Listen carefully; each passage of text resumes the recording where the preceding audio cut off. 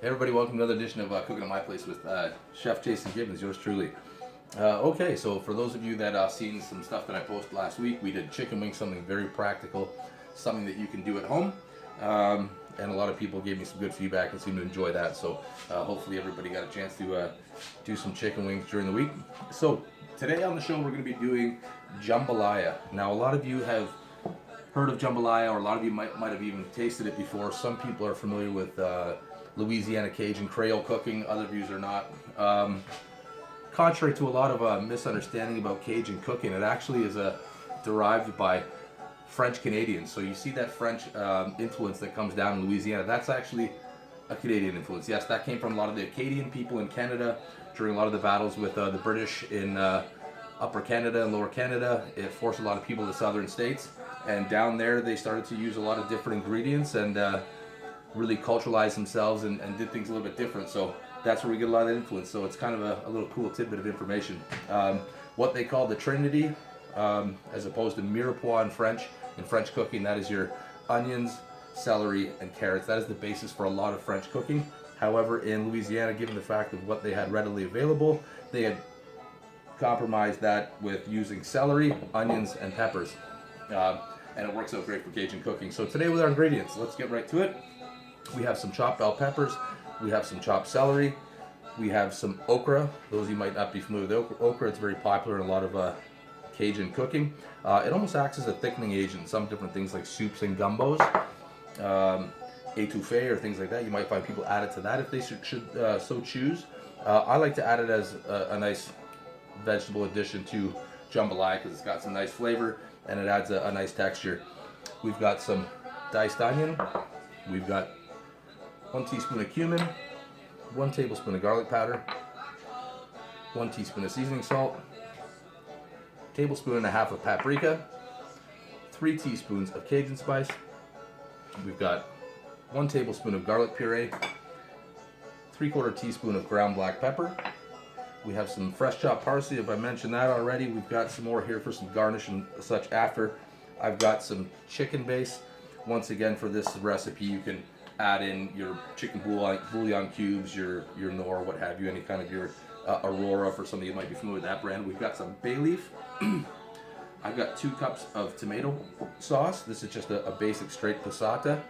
We've got a little bit of olive oil, and last but not least, we have some shrimp. You can use whatever kind of shrimp you want in this. You're not limited as to what kind of shrimp that you can use. This is just a small like cocktail shrimp. I'm just going to add in. It's pre-cooked. For the sake of making this dish a little bit easier. Is fresh shrimp always the best alternative? Of course it is, but I'm trying to make this a little bit practical for those of you that can get local ingredients at your supermarket or wherever you should so choose to shop. With Louisiana cooking, a lot of dishes that typically have sausage in it is andouille sausage. Andouille sausage is a very flavorful sausage, but not easy to get if you don't have a good butcher shop nearby, or you find a lot of supermarkets just don't carry it or don't make it. So I'm just using a Cajun sausage. This one's from the Cocos. You can probably find like a Cajun sausage. Even if you want to substitute like a medium or hot Italian sausage, that will work just fine, and you'll still get a really nice jambalaya, contrary to maybe a little touch of being off the authenticity of it. We've got some chicken breast, diced and cooked off. So we want to cook off our ingredients beforehand. Particularly not the shrimp. I would recommend going to fresh shrimp, but we're just going to make this quick and easier. Cook off your sausage, 35 minutes, 385 in the oven. Roast the sausages whole, chop them up, get them pre-prepared. Same with your chicken. You want to get a nice brown sear off some of your chicken breast. I'm making a big batch here. I like to make a big batch of this because I find that it actually freezes quite well and heats up great for lunches. So I'll make a bit of this and pack it up. And of course, whenever I make jambalaya, I always have some friends who are like, man, when you make jambalaya, you got to save me some. So we've got 4 cups of rice. And this is about 2 cups of chopped peppers, and that's about 1.5 cups of celery, and that's 1 cup of onion. Now, just you can sever and do the math on this, and if you have any questions or want to inbox me or leave it in the comments, I'd be glad to structure a recipe or standardize a recipe for you that will work for you for maybe a family of 4 or 2 or 1, and make it work. So we're gonna get right to it. So I have a big aluminum pot that I'm using here. I'm going to add about 2 teaspoons, of oil, and we're going to start sautéing up our trinity of peppers, celery, and onions. And in French cooking, like I said, you know, with mirepoix, with French cooking, it's carrots, onions, and celery. But however, in Cajun cooking, they use the peppers instead of the carrots, just what was native to their area. And as a lot of people don't really understand or realize that there's a lot of Acadian Canadian influence in Louisiana, and that's where it came from. So all the Cajun cooking that you see down Louisiana, that's done by Canadians. All right, so let's turn our pot on. Let's get that heat. We'll get that up on high, get our pot nice and hot. And for those of you that just got a little bluegrass going and a fine jar of White Lightning moonshine, if we're to do a little bit of Cajun cooking, we might as well have a little drink, something to take the edge off your weekend.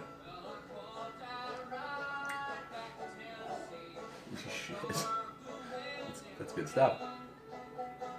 That'll make you want to slap your grandmammy. All right. Whew. All right, now you're ready to cook. So we're heating this up nice. We'll get that oil going.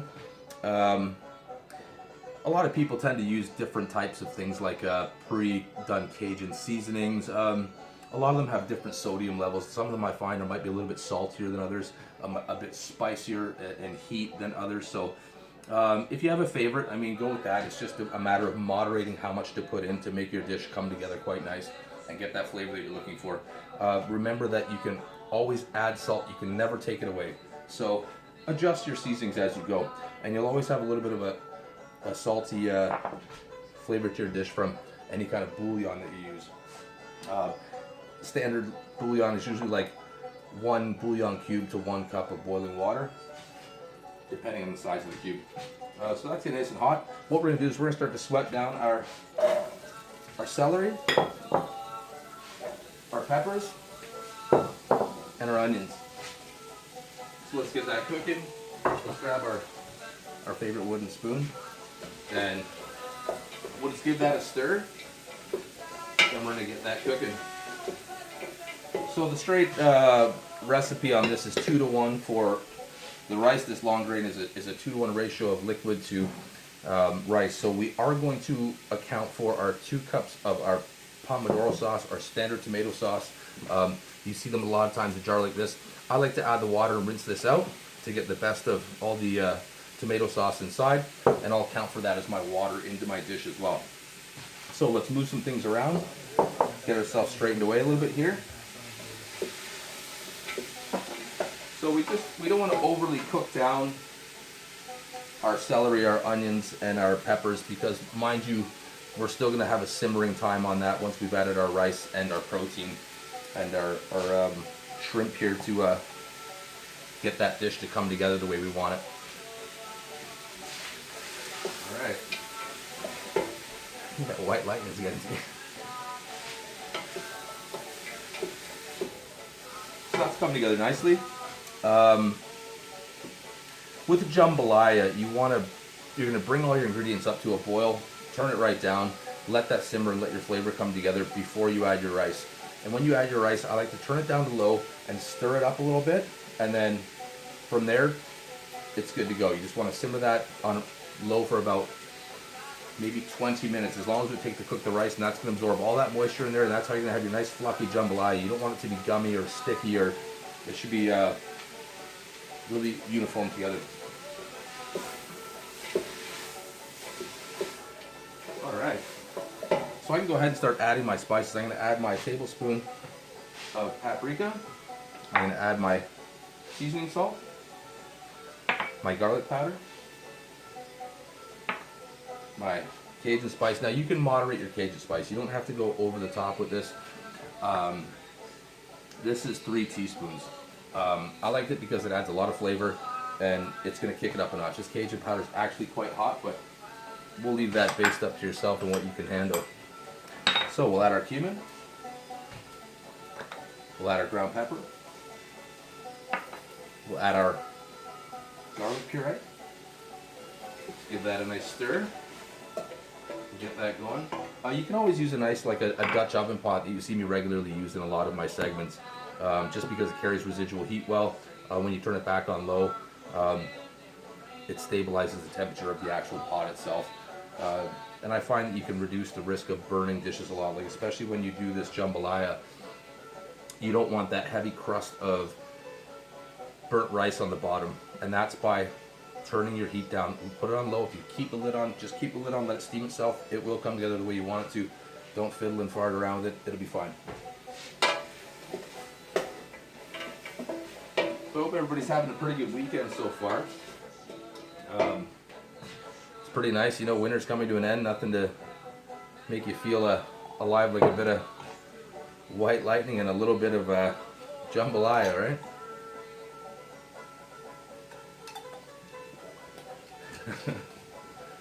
Cheers. I better put this jar away before something horrible happens.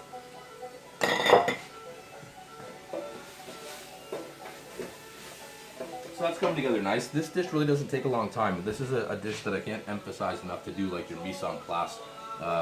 In that translate is having all your things prepared, having everything put out in front of you. And that's something I can't really emphasize any more than I already do. It's just like getting all of your ingredients, setting yourself up, putting it all together.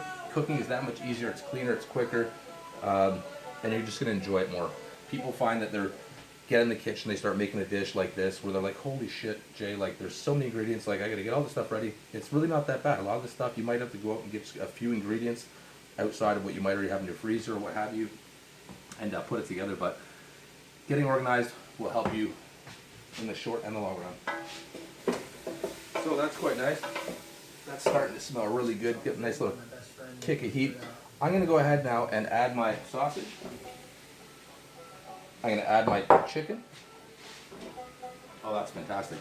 So we've added our chicken, we've added our sausage. I'm going to cut up some okra here. So you just want to cut these stem-like ends off. And you want to cut these in just a 1/8 of an inch thickness. That's how thick you want your okra. You can put it a little bit thicker. And don't add too much okra, because like I said, you'll find that there's almost like a little bit of a clear gel inside. Almost like it almost looks like aloe vera. And that acts as a really good thickening agent. Like if you put that in a soup, you'll get that more like a really thick consistency, almost like a puree after a while if you add too much of it. So I've added about 5 pieces of okra, and it's got a lovely flavor. It's really going to enhance the flavor of this dish. I generally don't like to put the shrimp in until the end, just due to the fact that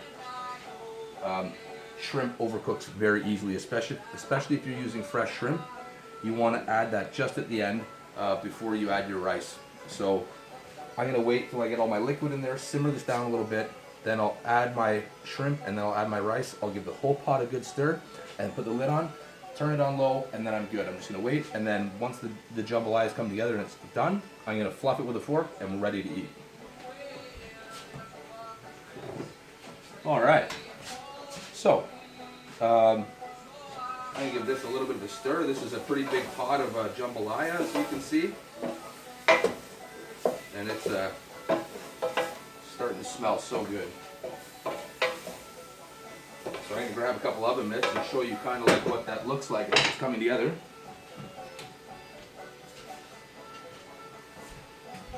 So I freaking burn myself all the time. Alright, so we got our oven mitts. I can give you a little look at how that's coming together.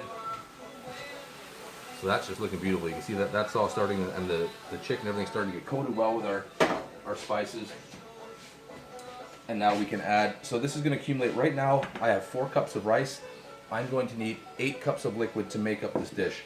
So this jar right here filled this cup almost to the perfect level of 2 cups. So I've got 2 cups of tomato sauce. So another 2 cups of my jar that I've rinsed out. So now we're at 4. We can add our bouillon cubes or our chicken base into our dish. All right. And now we're going to need 4 more cups. Just going to fill this up with water in the background here.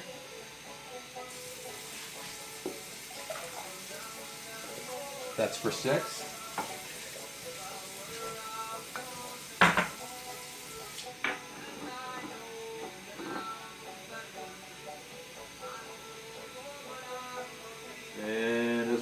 this will be for 8. So this will make up our 8 cups of liquid to our 4 cups of long grain rice.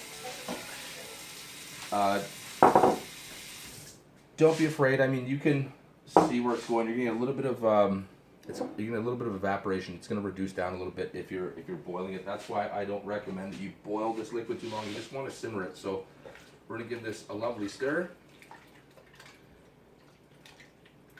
All right, like so. As I shouldn't have worn a white t-shirt to do a cooking show, as you know. I'll add a couple pieces of bay leaf into this. I'm going to turn that up, and I want to bring this to a boil. So I just want to monitor this, bring it to a boil, and before I put my rice in, I'll put that down on low.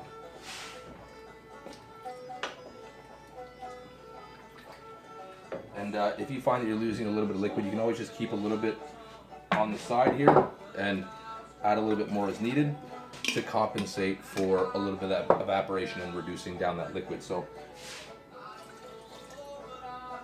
that's just a touch more. That was just about a little bit left, just to even that out.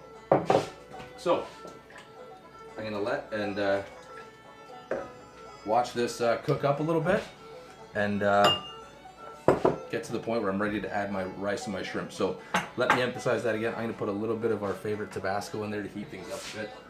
There we go, maybe 6 or 7 dashes of that, keep you honest. And don't forget a little white lightning. Maybe don't get into that while you're cooking it with the kids at home, all right? This is gonna take about 8 to 10 minutes to come up to a boil. And then just before, like I said, before I turn that down, it's gonna come to a boil. I'm gonna put my shrimp in, and then I'm gonna add my rice. I'm gonna give that all a good stir together. Like once I put that rice in, make sure you give that pot a really thorough stir, and then put your lid on, right down on low, and just let it sit. Don't touch it, don't fiddle with it. Just let your jambalaya come together, and everything will be great. I'm gonna add a little bit of parsley just to add some nice flavor in that dish, a little freshness. And I'll save a little bit of parsley for garnish at the end, and I'll show everybody in the thumbnail as always the finished product. And I'll come back when this jambalaya is done and show you where we're at. So I'll see you in a minute. Okay, so I've brought my liquid up to a boil. As you can see, I'll show you in a second how we're looking here. Don't forget your oven mitts. So that's our liquid. And we're gonna go ahead now, that's brought up to a boil. And we're gonna add our rice. And we're going to add our shrimp. All right. Now we want to give that a nice good thorough stir.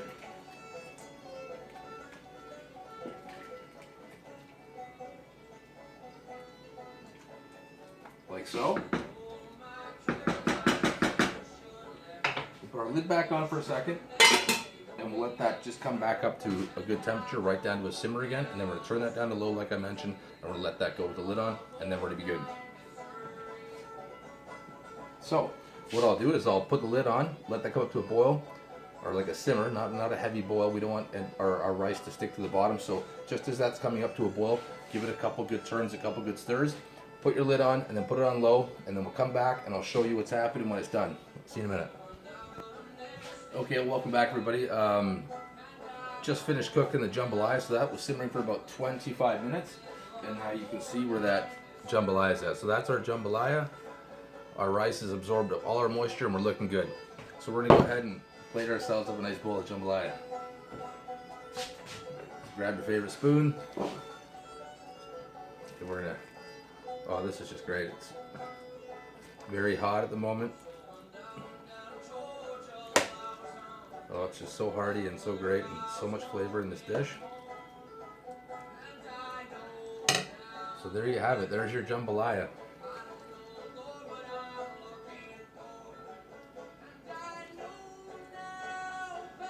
All right. So now we'll get our oven mitts. Put this back on the stove.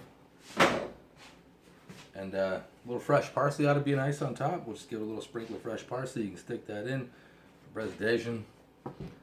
There you go, spicy New Orleans jambalaya. So hope you enjoyed this segment, everybody. Thanks again for tuning in. This is one of my favorite dishes. I'm sure you're gonna love it too. So thanks very much. And if you have any questions, like I said, feel free to message me in the comments or hit me up on Facebook or Instagram, Chef Jason Gibbons. My YouTube channel is Cooking at My Place. Check it out. Don't forget to like and hit subscribe. So have a great weekend, everybody, and enjoy your jambalaya.